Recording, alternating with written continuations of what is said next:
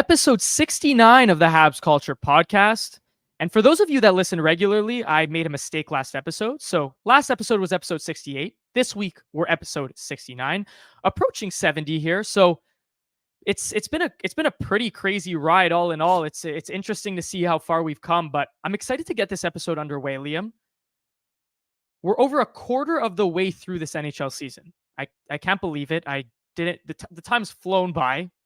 The Habs, unfortunately, have pretty much stayed stagnant throughout the whole season, fluttering around that 500, which we've talked about week after week. So we're not going to harp on that too much this week.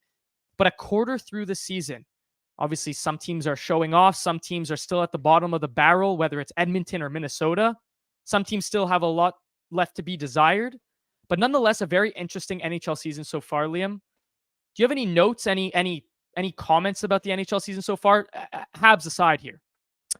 I think we're at a point where we're seeing the good teams finally start to rise a little bit, like Edmonton, who's on a bit of a heater for 4 wins in a row, and we're seeing some of the bad teams finally come back down to earth, like Anaheim, and Anaheim's lost 8 in a row, and Columbus, who continues to lose. So I think it's starting to get back to being, kind of what we expected, and but. Yeah, all that aside, it's been pretty exciting so far, and finally McDavid is back at the top of the league.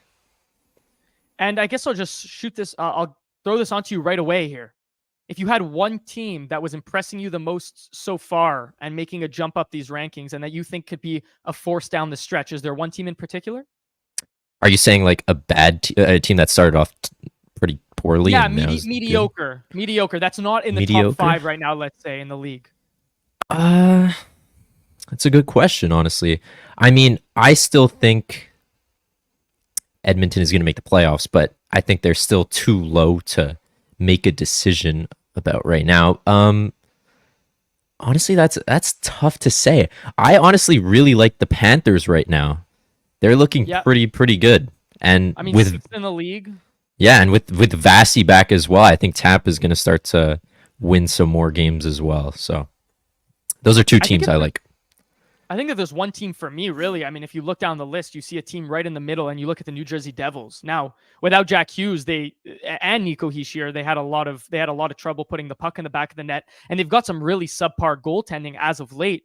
But with those two guys on the ice, it's a difference maker down the middle, and they really, really they actually drive play, right? And their wingers take advantage of that. So I think that that's a team, a New Jersey team that can make that can shoot up the division in that Metro and, contend for a top 3 spot, if not the first spot. I don't want to say it's too late because we're only 20, quarter of the way through the season, but I think that they can really make a difference down the stretch if they happen to stay healthy. For sure. In terms of health, though, last night's game against the Florida Panthers, the Montreal Canadiens got absolutely rinsed. I mean, 5-1 was the final score. Primo did not look very good. Very weak glove that game, and maybe that was one of his weaknesses that got exposed. But a very tough game for the Canadiens all around, but that was headlined by the loss of Alex Newhook. Now, no one knows the timetable for his return. Right now, he's considered day-to-day. But once again, for maybe a 3rd season in a row, Liam, the Montreal Canadiens players are dropping like flies. Kirby Dach to start the season, followed by Arbor Xhekaj, followed by Jordan Harris, followed by Raphael Harvey-Pinard, and now we're at Alex Newhook. It's one thing to be bad in this league. It's one thing to tank. It's one thing to, I guess you could say, project an unsuccessful season. However, it's also one thing to lose some of those players that are such an integral part of your rebuild.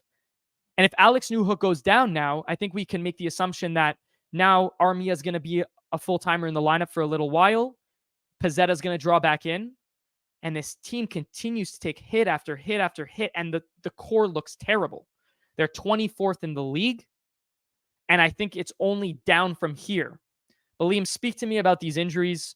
What jumps out to you the most? Who's being affected the most? How's this team's outlook, and what's the outlook of this team down the stretch?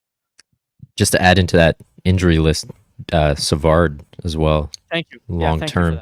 But it looks like we're shaping up to have another season where the Canadiens are leading in man games lost which, has been a key factor as to why they're doing so poorly every year. And it's just very disappointing to see. And we say this every episode, but it's just sad that we can't have our players develop because those significant top players like Kirby Dack, like Harvey Pinard, like they're all just not able to contribute anymore, which is going to hinder the performance of other players, right? So at the end of the day, you can't do much about it, but the luck is just not there with the Canadiens right now. And unfortunately, I just don't see how, we're going to be able to get the best out of our players, so to say. Yeah, I think that's very fair. And speaking of that, I mean, right now the lines are looking like top 6 at least are looking like with Newhook healthy, Newhook on the left, Suzuki down the middle, and Brendan Gallagher on the right. And then that second line is still centered by Dvorak with Caulfield on the left, Slavkovsky on the right. Now I'm going to pop up a quick video here or just a sound bite from an interview with Juraj Slavkovsky before the Panthers game. Talking about his line mates and the effect that they've had on him as a young player so far in this league. To play with Cole Caulfield. Yeah, it's so much, a lot of fun. Yeah, obviously he's a great player, and yeah, it's good to just getting better every game. So yeah, I just hope we'll keep progressing. You have a veteran as a centerman too. What is he bringing to you guys? Because you're still young, obviously. You're still learning the game. What is he bringing to your line? I would say Divo is like the calm player. He's always like knows what to do with the puck. Like he's good on both sides, and yeah, it's just great to have a centerman like Divo that knows how to play on both sides of the puck. Because yeah, I would say me and Cole are sometimes more on offense, and he always takes care of like being the most responsible one, I would say. But yeah, I think it's great to play with him. So as we could see there, Liam, he talked about two aspects of that line so far: playing with Cole Caulfield and having a guy like Dvorak down the middle. Now, the Caulfield aspect I totally get. You're playing with a guy that's electrifying, basically primarily on offense with his goal scoring ability. This week he's had, correct me if I'm wrong, but that's 2 goals this week, one against San Jose, in the past week, one against San Jose, one against Columbus. So I think he's starting to pick 2 assists. No, I'm talking about Caulfield right now. Oh, okay. Two goals from Caulfield this week. Slavkovsky, he's chipped in with 2 assists as well. That's 5 points in 8 games for him. So obviously you can't complain much with Cole Caulfield's game. 19 points in 23 games. I think that's pretty impressive. And a lot of people obviously knocked him for not being able to contribute from a playmaking standpoint, but clearly he's proving against that. So that's nice to see. The one thing I want to talk about, and obviously he's never going to talk poorly about his teammates, but it's the Dvorak aspect. We talked about this on last episode, and obviously the Canadiens are missing Kirby Dach down that middle on that second line. But I think having a guy like Dvorak right now in that spot is actually hindering their development a little bit. What do you think? Yeah, we touched base upon this last episode, and I think we saw a bit of it more this past week. Slavkovsky and Caulfield were able to produce pretty well, but Dvorak just wasn't really there. I mean, if you look at it just in terms of when they're on the ice, Dvorak, like, again, he's not going to be that flashy player who's racking up points and making these flashy plays, but at the end of the day, you still need a player who's going to feed Slavkovsky and Caulfield, and I don't know if he's that guy right now. Yeah, fair enough. And obviously there's not much that they can do anyway, because who are we going to put there, right? We talked about Monahan last episode, potentially even thinking about Jake Evans, but at this point, is it really, like, is that going to make all the difference? I don't think so. I think you just need Dach healthy and in this lineup. And obviously that's not something that we can just, cling on to for the rest of the season. It's the reality of it. He's injured and he'll be back next season, hopefully healthier and more ready to play than ever. And on this same vein, talking about up and down the lineup, obviously we saw Josh Anderson drop, and we're not going to spend too much time on this because he just hasn't been able to score. And that's it. There's not really much else to say. But nonetheless, I want to pull up one more clip from after the Florida Panthers game with Martin St. Louis talking about his lineup or his team's gameplay against the Panthers, and more specifically, Josh Anderson's gameplay against the Panthers. Jamais facile après un long voyage de revenir comme ça sur un 2 en 2. C'est quoi ta lecture du match de ce soir? On a joué un bon match. Dès du départ, j'avais pas de passagers. Là. On était là. On a joué un bon match. Et Martin, comment qualifies-tu ce soir l'effort de l'ensemble de ton équipe? On a joué un bon match. L'effort était là. Marty, a couple of your players in the room thought Josh Anderson was your best player tonight. Mm-hmm. What's it going to take for this guy to get rewarded? Josh is back. You saw it tonight. Josh is back. He fought angry. He's back. Josh is back. Now, I'm not going to sit here and harp on Josh Anderson. It's not worth it. Is he back, though, Liam? He played a good game, but is he back? And what is back insinuate here? Yeah, exactly. What is back meaning in this case? Just like a key takeaway from the game, he did play like an aggressive style. Like he was finishing his hits. He's got to be that player who is tough to play against, which I think he was last night. But then again, he has 0 goals in 23 games. This guy's getting paid $5.5 million. We talked about this, but at the end of the day, it's a business, and if you're not performing at your job, then you don't deserve to play. And we saw it yesterday with that he was taken off power play 1. Unfortunately, Newhook went down and he was back up on power play 1. But he can't be rewarded for this type of play. So I don't know if saying Josh Anderson is back is the right term to use here, because I mean, when Josh Anderson is back, he's scoring goals. This guy was a consistent 20 goal scorer and put up 27 goals in Columbus one year and had a really good first season in Montreal. So I don't think the term Josh is back is the right thing to say right now. I think it might be Martin St. Louis just pumping his tires a little bit. Obviously, no confidence right now. Poor guy. You got to feel for him. It's tough. And we discussed this privately, right? The NHL is a business. You got to make business decisions. And I personally, I think that he brings a lot to the table. Maybe just not from a goal scoring standpoint right now. Last night he did play tough. He did finish his hits. He was feisty on the forecheck. But again, does that merit $5.5 million? No, not in this league. And if you look at Patrick Kane, who's getting paid a significant amount of money, was benched in Columbus, obviously did not take it very well. But you know what? Sometimes a game off like that to send a message, or maybe just to get your mind straight and get back into the swing of things, is not always the worst thing. 100%. I'm just gonna take a moment here to shout out our sponsors at DraftKings. Bet the action on the ice with DraftKings Sportsbook. Guys, right now, there's no better time to be betting on the NHL. We're in full swing. And the truth is that you can pretty much bet on any prop you want, any game you want with the DraftKings Sportsbook. Whether it's goal scorer props, or whether it's shot on net props, or whether it's even save props for your favorite goalies, these are all available on the DraftKings Sportsbook. Download the app now and use code THPN. New customers can get $150 instantly in bonus bets for betting just $5 on hockey.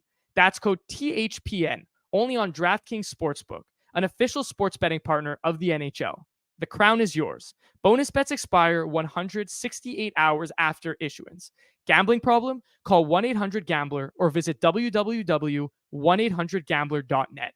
In New York, call 877-8-HOPE-NY or text HOPE-NY 467-369. In Connecticut, help is available for problem gambling. Call 888-789-7777 or visit ccpg.org. Please play responsibly. On behalf of Boot Hill Casino and Resort, 21 plus age varies by jurisdiction. Void in Ontario. Bonus bets expire 168 hours after issuance. See dkng.com/hockey for eligibility and deposit restrictions, terms, and responsible gaming resources. NHL and the NHL Shield are registered trademarks of the NHL Hockey League. Copyright NHL 2023. All rights reserved. All right, so now we got that out of the way, Liam. 2 wins against San Jose. 1 win against San Jose, 1 win against Columbus. So 2 bottom feeder teams where Montreal just, toughed it out and pulled the win out. They got a win against San Jose in the shootout in San Jose, and got a win in Columbus by a score of 4-2 with an empty net goal there. And they took 2 losses, one to the LA Kings and one to the Florida Panthers. So 2 stronger teams there, but nonetheless, they looked flat. They did not look good. And I think that's just, that's just what we're going to see pretty consistently throughout the season. So we'll leave it at that. Next thing up on the list here for a talking point here is we talked about the goalies last week. We talked about the 3 goalie carousel. The Montreal Canadiens go ahead and sign Samuel Montembeault to a 3-year extension worth $3.15 million. So Liam, initial thoughts? Do you think that's a fair price for Samuel Montembeault? Where do you see him? What kind of goalie do you see him being down the stretch in terms of a 1A, a 1B, a timeshare, a backup? And is he the guy of the quote unquote future? I love the contract personally. I think that's a well-deserved amount. And I think the term is really good because he's going to be able to ease into this role that I think he's going to take, because it seems like, we're not going to trade him after signing him now. So we can pause the trade talks on him. But that begs the question, is Allen the one on the way out now? So obviously, let's keep it at Montembeault. I think it's really good. He's been playing really, really good hockey. He only got 1 start this past week, but he's going to get 2 this week. And, we're going to see how he continues to progress. But I'm happy with it. I'm glad we got him signed. And I'm curious to see what happens with this three-headed monster in this carousel. I don't know if I'll call it a hot take, but my take on the the goalie carousel, I think it needs to go. I think it needs to go. For sure. I think when you're not giving guys, especially a young guy in Montembeault, a young guy in Primo, and a vet in Allen, right? Like, if they're not getting consistent starts, and even if it were a 50-50 split, no problem, but that's 40 games each.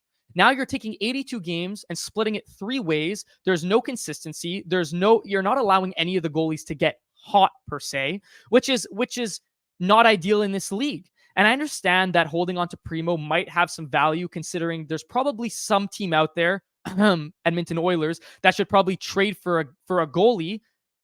But also, we can't forget that we're a rebuilding team that needs to prioritize the development of their players, and a young goalie in Montembeault, fresh off a contract, deserves to get a majority of the games. So we'll see how that goes down the road, but let you chime in. Yeah, but when you're playing 1 game every 7 days, like, you just have no opportunity to get hot, like you said. So you just got to get rid of one of them so that you can get at least a 50-50 split. And I think this is the situation that Buffalo's facing as well right now with Ukko-Pekka Luukkonen, Devin Levi, and Eric Comrie. And, they realize that Devin's probably their go-to goalie in the future. So they sent him down, let him develop. So obviously, it seems like the Canadiens management is scared that they're going to lose Primo to waivers, so they can't send him down. But the only solution is that you got to get rid of one of them. So I think Allen's that guy who's going to be traded out. Yeah, and I'd hope so, just for the sake of giving a chance to the 2 younger goalies. And look, I think after this season, even though I think the needle is pointing towards Primo not being the guy, I think giving him a sufficient amount of starts and a significant chance to demonstrate his value, show off what he can do, is the right thing to do before making a final decision on him as a future Canadian. So, well, yeah, a significant amount of games would be important, I think. If you hold on to a guy this long and keep him in your system for so long, you can't just give up on him when he finally gets the chance to come up to the NHL. So I think you got to hold on to Primo in this case. It just wouldn't make sense to me if you just let him go for nothing. You know what I mean? For sure. And just to look at Monty a little bit in depth here, I was looking at it, a few similar contracts. All right, he got the $3.15 million there over a 3-year span, so 3.15 a year. Similar contracts: Anton Forsberg of the Ottawa Senators, Mackenzie Blackwood of the San Jose Sharks, Ville Husso of the Detroit Red Wings, and Aiden Hill of the defending Cup Vegas Knights. So a couple of those contracts are a little higher, a couple of those contracts are a little bit lower. But nonetheless, for a guy that's probably going to be a 1B of the future, or maybe he'll be a guy that will get 25 to 35 games, or 20 to 25 to 30 games a year, and play at a consistent level. I think that's pretty solid when considering who else is in that conversation with that term and that money. Sure. And just to move on, career stats wise, he has an .897 save percentage and a 3.42 goals against. So obviously nothing strong there, but he's also been playing on Montreal his whole career. So they've never been particularly strong as long as he's been their goalie. But this season, he's turned it around with a .910 save percentage and a 2.73 goals against. And he saved 2.7 goals above expected. So obviously things are on the up and up for Montembeault. He's showing his value on a pretty bad hockey team. So I think that contract is more than fair, and I think that he's proving why he deserved that money. Do you want to add anything there? No, I think that's good. You covered it all. You want to move on to how our predictions did this last week? Yeah, so we're gonna move on to that. So Liam went 4-0. I think Liam brought that up because he wanted to show that he went 4-0. But anyway, Liam went 4-0 in his predictions. He's now an all-time. In the last 2 weeks, he's gone 7-1. So, hey, pretty impressive stuff there. I went 3-1. I predicted a loss to Columbus, but they got it. They got the job done. So can't harp on that. Very respectable record. And 6-2 all time. So Liam has the edge on me right now. I'll give it to him, but I don't think it's gonna last too long. But nonetheless, let's look at the upcoming games for Montreal for the moment. Liam, do you have that in front of you as I'm pulling it up, or I can Let me grab pull it up right now. Okay, I got it. We got okay, go ahead, so. Yep. So tomorrow, Saturday, December 2nd, we got the Montreal Canadiens versus the Detroit Red Wings in Montreal. Then on Monday, December 4th, we got the Kraken coming over to Montreal. And then on Thursday, we got a rematch with the LA Kings in Montreal. So a 3-game home stint. Couple rematches here. We played Detroit earlier in the season and played the Kings last week. So a 3-game week, not as big as last week. And yeah, let's give our predictions. I'm gonna go with a loss to Detroit here, a win against Seattle, and a loss to LA. So my prediction is 1-2 for the week for the Canadiens.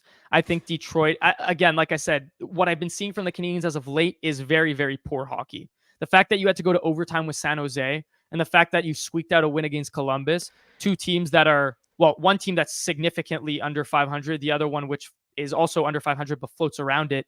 I mean, look, they struggled against good teams. And now you're going to put them up against a Detroit team who, with a newly acquired Patrick Kane, which we could talk about for a minute, and also the LA Kings, who, in my opinion, look like an absolute wagon in the Western Conference. Yeah. Seattle, to me, fell off a cliff. And I think in the earlier predictions that we made, I actually had Seattle finishing maybe like top 4 in their division. I was completely wrong. You guys can rip on me for that, no problem. They look bad. They don't look like a unit. They're not playing the same as they did last year. But I think Montreal might squeak a win in there at home Monday, the 4th. Yeah, I think the moral of the season is that the Canadiens are going to squeak out some wins, or most of their wins against sub 500 teams, which is what we've seen so far.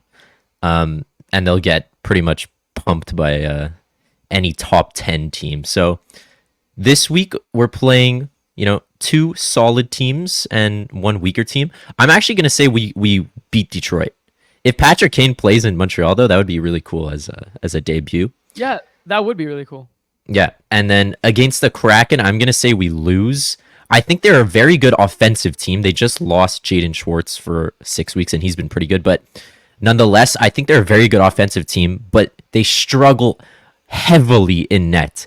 That was the moral of the story last season when both of their goalies had a sub 900 save percentage, and they still somehow made the playoffs, which is actually unheard of. Like, when does a team finish with 2 sub 900 save percentage goalies and have an overall solid season? But I don't think that's going to be the case this season. They're good offensively, so I'm going to say they take advantage of the Canadiens in that aspect.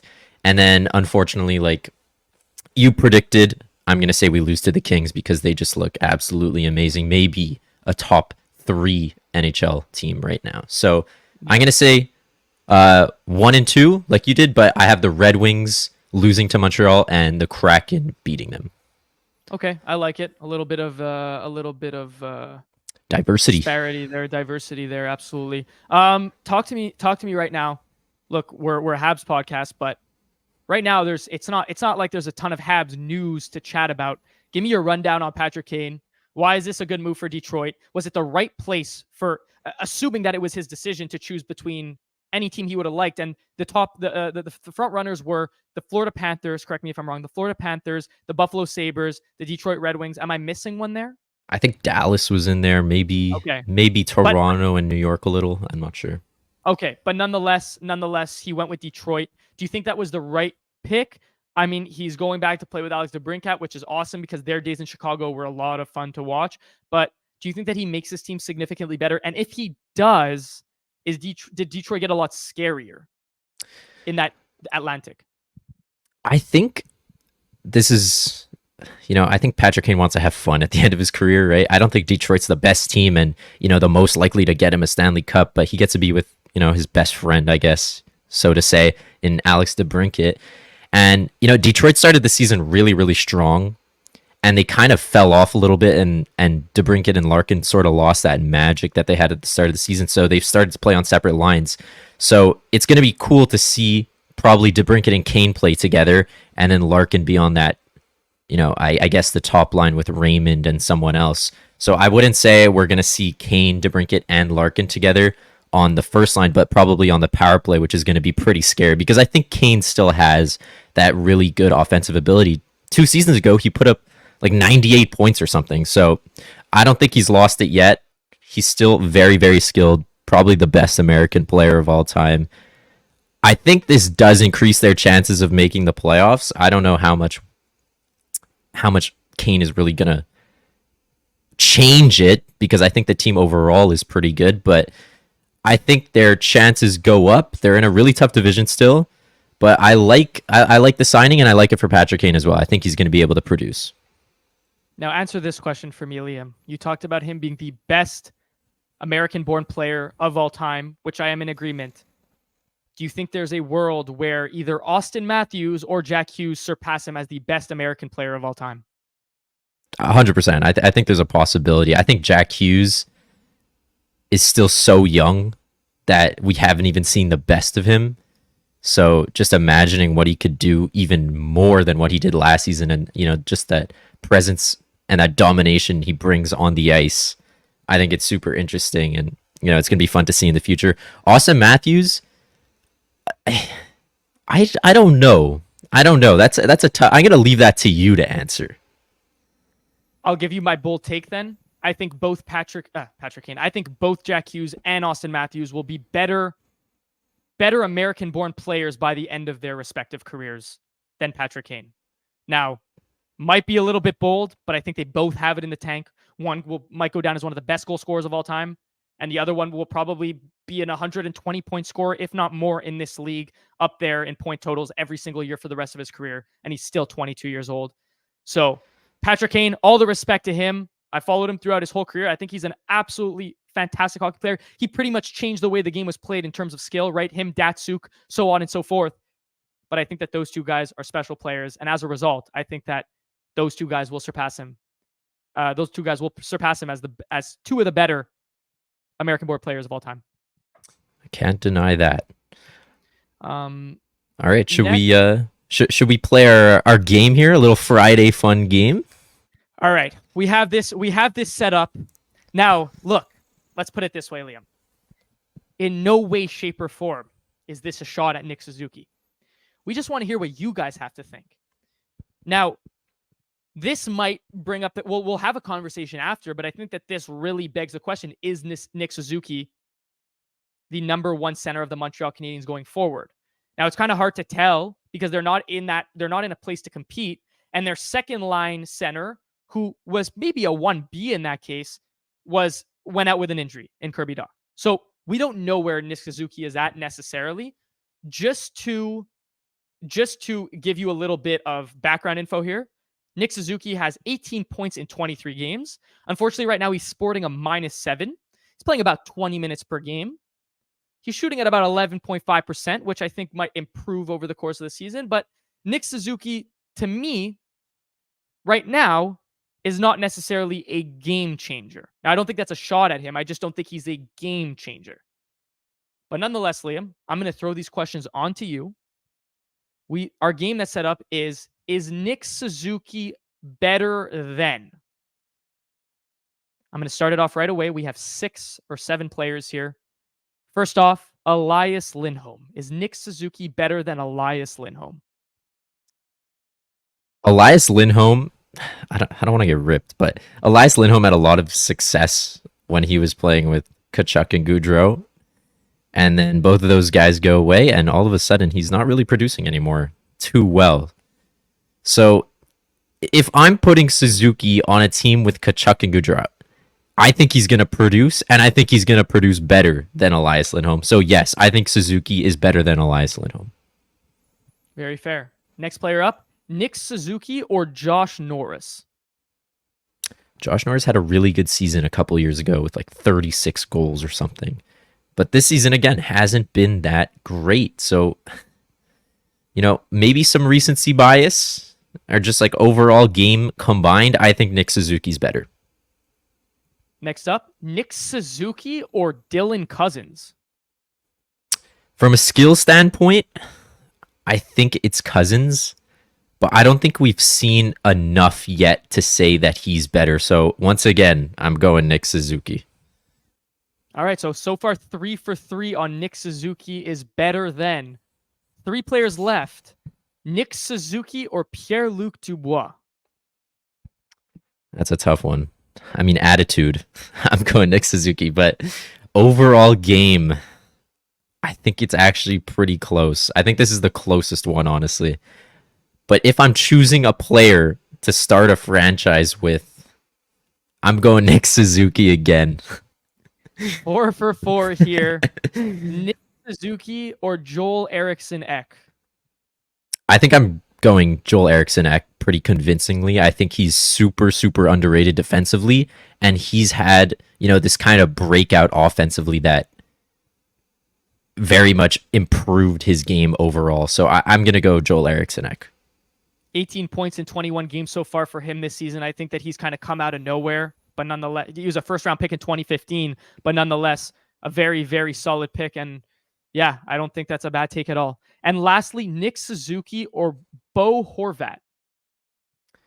Once again, I think I'm not going to take Nick Suzuki here. I'm going to go Bo Horvat. He had a really, really good start to the season last year, then got traded to the Islanders where he didn't really produce as much, but he's kind of brought his game back. And, in both aspects of the game, offensively and defensively, he's very, very strong. Very underrated player, in my opinion. Give me Bo Horvat here. So that's it for that game. You took Nick Suzuki 4 out of 6 times. So very interesting. We want to hear what you guys have to say at home. This will be up on all social media. So let's make it controversial here. Definitely curious because Nick Suzuki, I think, still has a lot left to prove, but so do a lot of these players on this list. Try to match it up center-wise. I tried to match it up in terms of potential-wise, so I think it makes for a fun game. Now, we did our predictions, but Liam, one thing that we forgot to do was give our performer of the week. Last week, you took Sean Monahan for 5 points in 4 games. Unfortunately, although you had a great record, he had 0 points in 4 games. So I'm going to give you a little bit of slack there. I took Samuel Montembeault for a .920 save percentage throughout the week. Now, he hit that in 1 game, so I don't know how impressive of a take that is. But anyway, my prediction hit. Yeah. Liam, do you have your performer of the week this week? Yeah, so don't listen to my performers of the week because clearly that's it hasn't been too good as well as the week before. But I'll give you the win for Montembeault there. Just to bring it up quickly, I said it jokingly, but I said before the week Kovacevic might be the player of the week, and arguably you could say he was with 2 goals. So I'm gonna try to be original again, and let me check it out real quick. Armia also had 1 goal in 2 games, but I'm not going to give him. I'm going to give. I'm going to give Kaiden Guhle the player of the week. Maybe not just from a points perspective, but overall game. So he does shoot the puck pretty often. I mean, nothing insane, but shoots the puck, blocks, hits. And he does put up some decent points. So give me 3 points in 4 games from Kaiden Guhle, but We're gonna do 3 games here.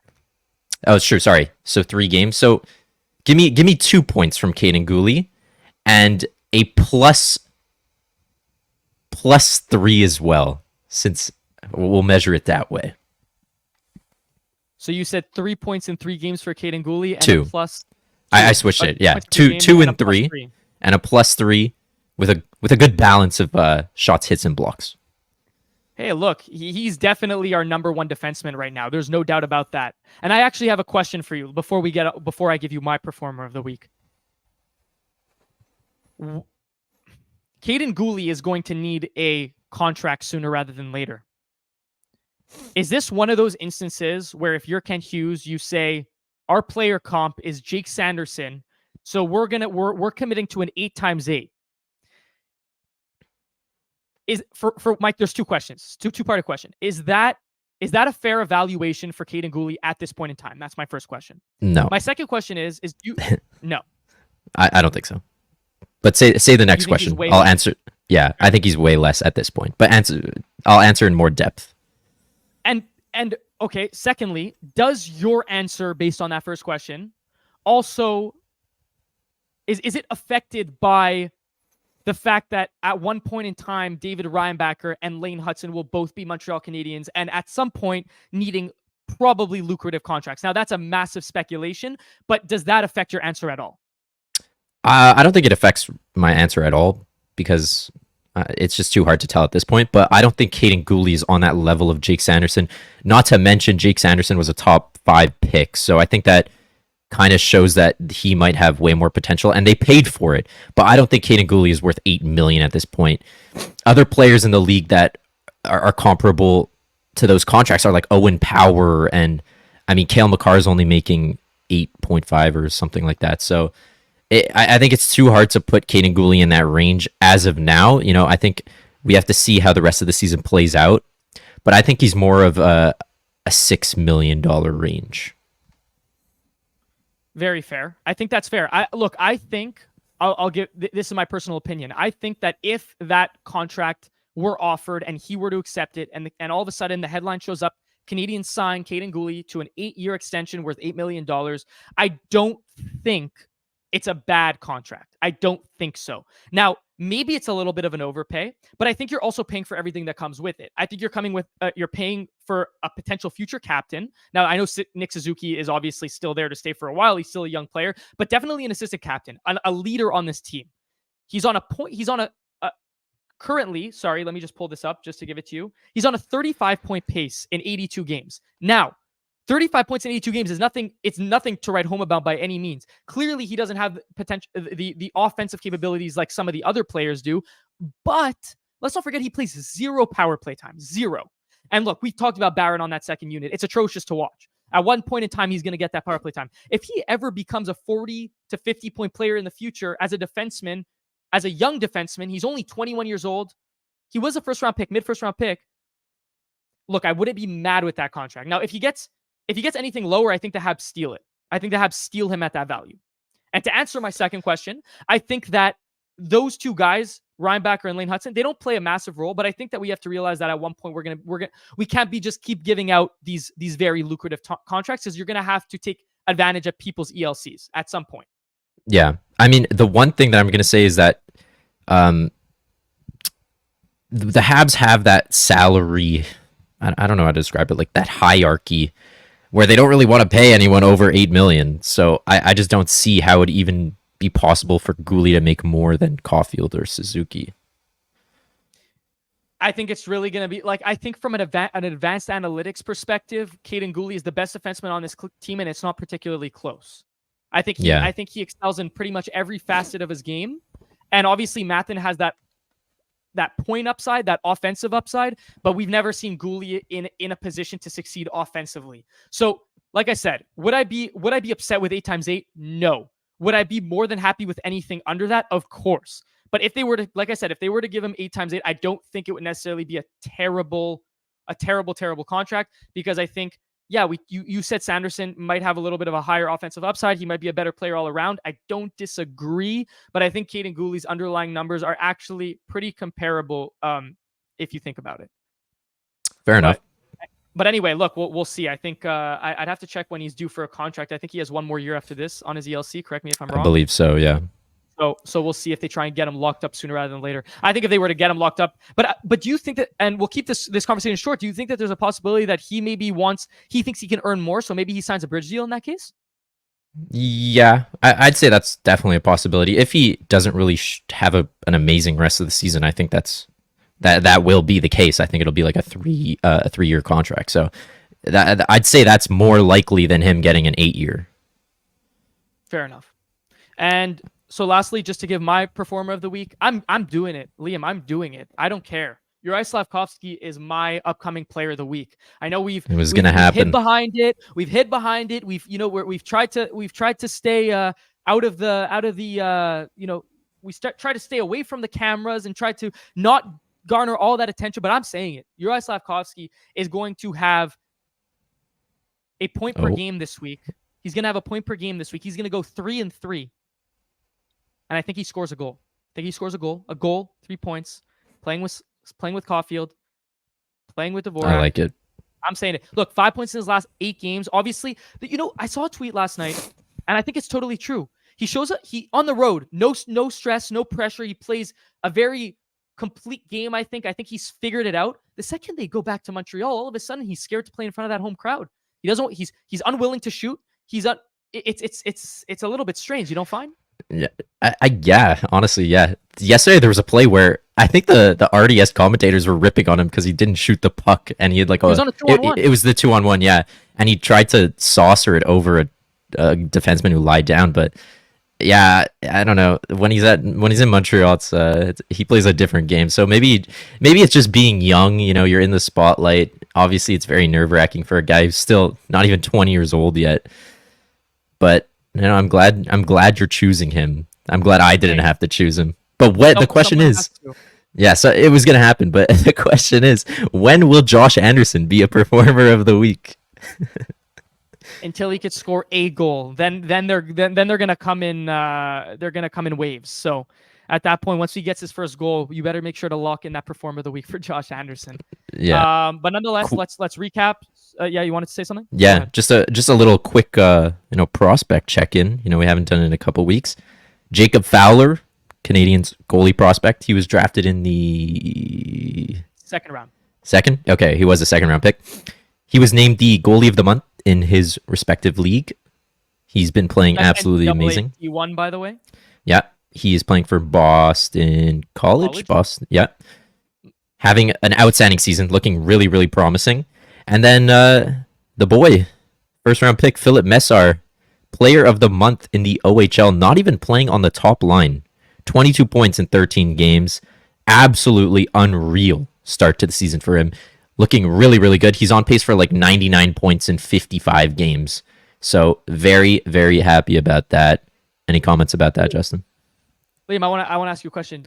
I straight up jinxed that, I think. I and in a good way, obviously, but I was not high on Philip Messar at all.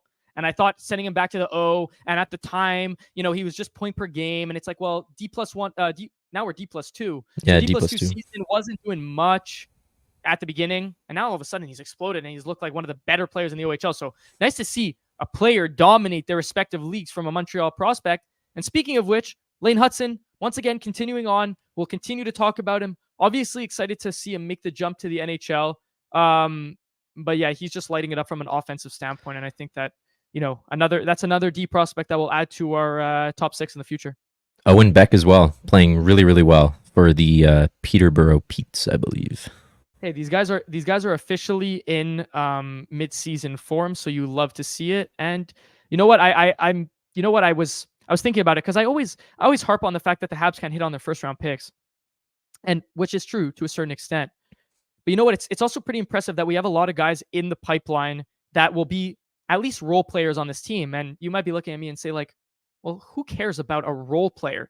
But a lot of teams have trouble filling out their middle and bottom 6 roles. And if you can have guys that excel in those spots, it's actually pretty valuable.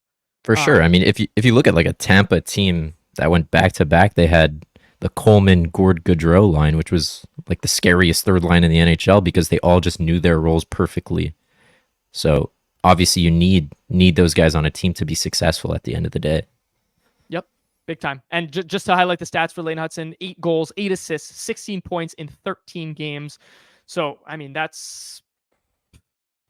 now he's looking like an absolute steal in the second round of the 2022 NHL draft. But we'll have to wait and see. These are guys that we're excited to watch play, and hopefully their development continues to grow.